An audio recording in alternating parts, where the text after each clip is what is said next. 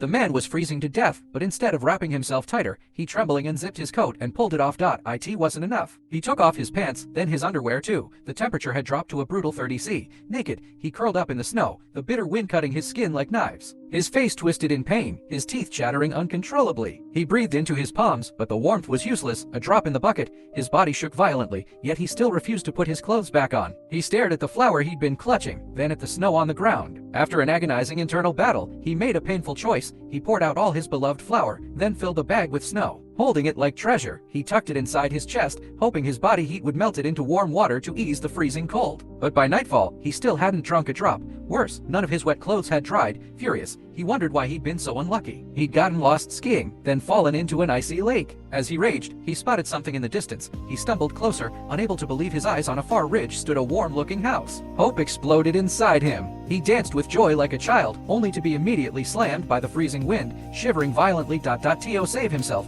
he put on his half-dry clothes, curled up between rocks, and fell asleep watching the life-saving light. He would climb up tomorrow and be saved. At dawn, he finally drank melted snow. He checked his phone and radio, both still worked. Full of hope, he headed toward the house hidden in the clouds. At first, he walked steadily, but as time passed, his vision blurred, hunger churned in his stomach, and his legs felt like lead. He fixed his eyes on the peak, dragging himself forward with his last strength. Just steps from his goal, he collapsed heavily into the snow. When he woke, a full day and night had passed. He was nearly buried alive. He struggled out, but as he tried to stand, a sharp pain shot through his right leg. He rolled up his pant leg and froze in horror. His sock was soaked in blood, and his calf was swollen dark purple. He gasped. If he didn't act fast, the sock would stick to his flesh permanently. He gripped the edge of the sock, closed his eyes, and pulled hard. Flesh tore away with the fabric. Agonizing pain erupted through his body, and he screamed. Calming down, he picked off a piece of skin from the sock. After another terrible struggle, he lifted it to his mouth, but the thick metallic taste made him gag. Reason won out. He didn't eat it, but tucked it inside his coat as a last resort lifeline. After resting, he kept going.